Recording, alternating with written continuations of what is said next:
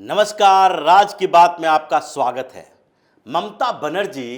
पूरी तरह से डरी हुई हैं। ईडी की टीम पश्चिम बंगाल में घुस चुकी है और अभी जिस तरीके से टीएमसी के नेताओं के ऊपर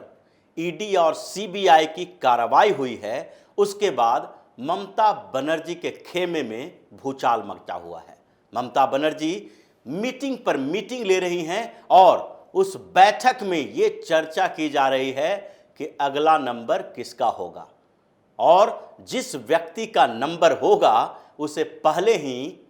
पार्टी और मंत्रालय से बाहर किया जाए। इसी बात पर चर्चा के लिए ममता बनर्जी ने कैबिनेट की मीटिंग बुलाई। ऐसे अक्सर कैबिनेट की मीटिंग में सरकार के कामकाज की चर्चा होती है, लेकिन ममता बनर्जी की कैबिनेट की बैठक में चर्चा इस बात पर हुई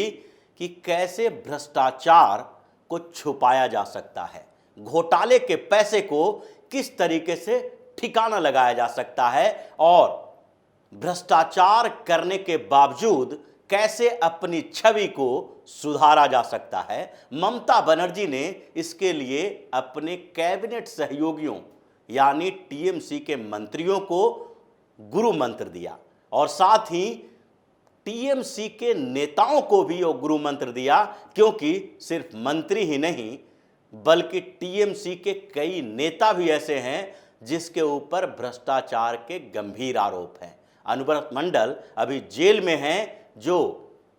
टीएमसी के जिला अध्यक्ष हैं। अब देखा जाए तो जिस तरीके से पश्चिम बंगाल में एक एक करके घोटाले सामने आ रहे हैं, उससे ममता बनर्जी का खौफ बढ़ता जा रहा है और जिस तरीके की बातचीत कैबिनेट मीटिंग में हुई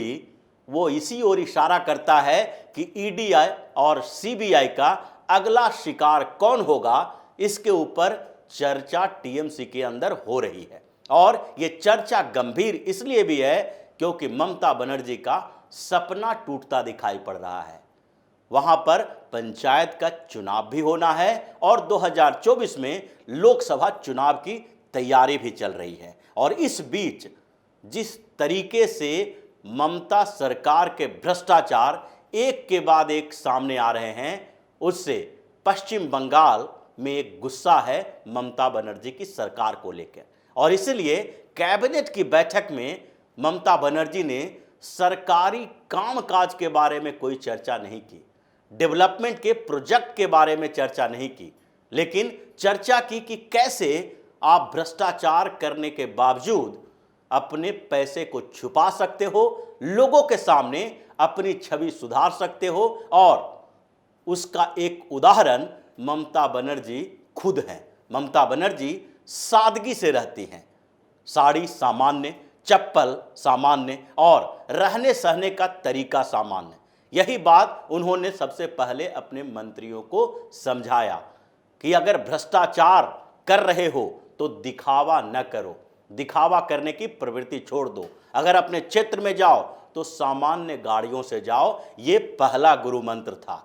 और कार्यकर्ताओं और नेताओं को जो जिला स्तरीय समिति में हैं, उसके साथ साथ संगठन के लोग हैं, उनको तो यहाँ तक कहा गया कि जब क्षेत्र के अंदर जाओ तो अगर तुम जिला अधिकारी, जिला के पदाधिकारी हो, तो ऐसी स्थिति में तुम्हें कार के बदले बाइक से जाना चाहिए। अपनी पूरी संपत्ति का इजहार मत करो, लाव लश्कर के साथ मत चलो, बल्कि ग्रामीण क्षेत्रों में बाइक का इस्तेमाल करो। अगर उससे नीचे के जो अधिकारी हैं, पार्टी के सदस्य, कार्यकर्ता और मंडल प्रमुख हैं, तो उनको साइकिल से जाना चाहिए लोगों के पास, वो बाइक का भी इस्तेमाल ना करें। और उससे ऊपर के लोगों के लिए भी इंस्ट्रक्शन जारी किए गए। यानी कि दो तरह की बातें सिखाई ममता बनर्जी ने अपने कैबिनेट सहयोगियों को कि अपने अपने क्षेत्रों में किस तरीके से निर्देश दिए जा सकते हैं। संगठन को लेके लोगों को निर्देश अलग दिए गए और कैबिनेट मंत्रियों को भी एक निर्देश दिया गया है। इसमें भी करीब करीब वही बातें कही गई है जो ममता बनर्जी खुद पर लागू करती हैं। ममता बनर्जी अपनी छवि सुधारने के लिए भ्रष्टाचार करने के बावजूद सादगी से रहती हैं और लोगों को ये संदेश देने की कोशिश करती हैं कि वो सबसे ईमानदार मुख्यमंत्रियों में से एक हैं। इतना पावर होने के बावजूद वो किस सादगी में रहती हैं और किस तरीके से जीवन व्यतीत करती हैं। यही बात मंत्रियों को कहा गया कि अब आगे से लाल बत्ती का उपयोग न करो, हूटर का भी उपयोग न करो। अगर जनता के पास जा रहे हो तो उस समय अपने सामान्य गाड़ियों का उपयोग करो, बड़ी गाड़ियों का उपयोग न करो। क्योंकि ममता बनर्जी का जो टीएमसी के सोर्सेस बताते हैं कि जिस तरीके से ईडी ने पार्थ चटर्जी और अर्पिता मुखर्जी के घरों पर छापेमारी की और अब अर्पिता मुखर्जी के घरों से, फ्लैट से 50 करोड़ से ज़्यादा का नकदी बरामद किया और अलग अलग तलाशी की गई, सोना भी पाया गया और कुछ दस्तावेज भी पाए गए। उसमें ईडी ने महीनों से इनके ऊपर नज़र रखे हुए थे और इन लोगों के एक एक एक्टिविटी को ईडी देख रही थी, जिसमें अर्पिता मुखर्जी को जब टारगेट किया गया, पार्थ चटर्जी को जब टारगेट किया गया, तो उनके सबसे पहले एक्टिविटी यही थी कि ये किस तरीके से लाइफस्टाइल जीते हैं और इनका संपर्क कहाँ कहाँ है, किन किन जगहों पे जाते हैं और कितनी गाड़ियाँ, कितने अय्यासी से ये रहते हैं। उसी के कारण उनके पड़ोसियों से जो बातचीत की गई, उन लोगों को पूछताछ की गई, तो सामने आया कि ये लोग जितने पैसे उड़ाते हैं वो सामान्य तरीके से ईमानदारी से कमाई गई रकम नहीं हो सकती, वो पैसा नहीं हो सकता। और इसलिए कैबिनेट की बैठक में ममता बनर्जी ने छवि सुधार कार्यक्रम शुरू किया, क्योंकि उन्हें पता है कि अब ईडी और सीबीआई दोनों कई और नेताओं के ऊपर कार्रवाई कर सकते हैं। अभी अगर देखा जाए तो टीएमसी के अंदर भूचाल मचा हुआ है, ईमानदार और भ्रष्ट नेताओं के बीच एक जंग चल रही है। ममता बनर्जी बार बार अपील कर रही थी कि अनुव्रत मंडल को लेकर जब कन्फ्यूजन पैदा हो गया है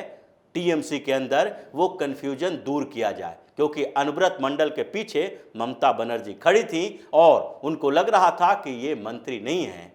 ये एक टीएमसी के नेता हैं और इनका जो संपर्क है और जिस मामले में सुनवाई हो रही है, जिस मामले में जेल के अंदर हैं, वो उनके वोट बैंक को प्रभावित करता है और इसलिए अनुव्रत मंडल के साथ खड़े होना उनके लिए मजबूरी बन गई थी। और इसके कारण टीएमसी में दो गुट बन गया था और एक तीसरा गुट पार्थ चटर्जी का भी था, जो बार बार ये सवाल उठा रहे थे कि अगर अनुव्रत मंडल के साथ टीएमसी खड़ी हो सकती है तो उनके साथ क्यों खड़ी नहीं हो सकती है। तो इस कन्फ्यूजन के लिए ममता बनर्जी ने एक नया तरीका इजाद किया और ये तरीका है कि अगले कुछ समय तक पूरी तरह से सादगीपूर्ण जीवन सारे के सारे मंत्री जिए। अगर सड़क पर निकलें तो ये पता न चल सके कि ये टीएमसी के नेता और मंत्री हैं, वो सामान्य लोगों से सामान्य तरीके के तरह जो उनके जीवन शैली है उसी से अपने आप को जोड़ लें और अपनी छवि के साथ साथ पार्टी की छवि की सुधारने की कोशिश करें। तो ये सारा जो कैबिनेट के अंदर मीटिंग में जो बातचीत हुई और जो टीएमसी के नेताओं ने ही बाहर में ये बातें कही है, उससे ये तो पता चलता है कि ममता बनर्जी अब ईडी और सीबीआई से पूरी तरह से डरी हुई हैं और उनका डर दो तरफा है। एक डर तो इस बात का है कि ईडी और सीबीआई उनके पूरे मंत्रियों की कुंडली निकालने में लगी हुई है, सरकार के भ्रष्टाचार के ऊपर नजर रखे हुई है और जितने मामले हाई कोर्ट ने सीबीआई को सौंपे हैं और सीबीआई ने ईडी को सौंपे हैं, उस पर जोड़ तोड़ से कार्रवाई होने वाली है। इसलिए ये दो तरफा स्ट्रेटजी उनको बनानी पड़ेगी। एक स्ट्रेटजी तो इन सीबीआई और ईडी के छापों से बचना, अपने मंत्रियों को ये गुण सिखाना कि आप किस तरीके से अपने भ्रष्टाचार के पैसे को बचा सकते हो, छुपा सकते हो, जिसका उदाहरण वो खुद हैं, क्योंकि उनके भतीजे अभिषेक बनर्जी के ऊपर भी घोटाले और शेल कंपनियों के साथ साठगांठ का आरोप लगा है। ममता बनर्जी का परिवार भी भ्रष्टाचार से अलग नहीं है, लेकिन फिर भी अभी तक ममता बनर्जी अपनी सादगी से लोगों के बीच जाकर ये दिखावा करने की कोशिश करती रहती हैं कि वो कट्टर ईमानदार हैं और वो भ्रष्टाचार से कोसों दूर रहते हैं। उसी तरह का टिप्स इन लोगों को दिया गया और पहले यह स्ट्रेटजी बनाई गई कि आप सीबीआई ईडी के नजरों से दूर रहें, और दूसरी स्ट्रेटजी ये बनाई गई कि जो छवि धूमिल हुई है टीएमसी की, ममता बनर्जी की सरकार की, उस पर किसी तरीके से छवि सुधारने की कोशिश की जाए, क्योंकि लोकतंत्र में जनता ही सर्वे सर्वा है। और जिस तरीके से पश्चिम बंगाल में जनता का मूड बदल रहा है, उससे ममता बनर्जी के अंदर खौफ समा गया है। वो समझ रही हैं कि आगे आने वाले पंचायत चुनाव में उनकी करारी हार होगी और उसके बाद लोकसभा चुनाव में वो जो पश्चिम बंगाल के 42 सीटों में से 35 सीटों का जो दावा कर रही हैं, जो स्ट्रेटजी बना रही हैं, वो उनका सपना भी टूट जाएगा और फिर उनके राजनीतिक कैरियर पर विराम लगने वाला है। इसलिए अब बैठकों का दौर पश्चिम बंगाल में चल रहा है और ममता बनर्जी अभी इंटरनल मामलों में ही एक्टिव हैं, एक्सटर्नल मामलों में, यानी जिस तरीके से पहले वो राष्ट्रीय स्तर पर हो रही गतिविधियों में बार बार पीएम मोदी पर हमला करती थी, वो चुप्पी साध के बैठी हुई हैं, क्योंकि वो ऐसे ही अपने तरीके से बुरी तरह फंसी हुई हैं कि उन्हें बाहरी गतिविधियों को सिकोड़ने का एक अवसर मिल गया है और वो डर और खौफ के साए में जी रही हैं। तो इसी तरह की खबरों के साथ फिर से हाजिर होंगे, तब तक के लिए बन रहिए हमारे साथ और देते रहिए हमें सहयोग, ताकि इसी तरह की खबर हम आपके लिए लाते रहें। धन्यवाद।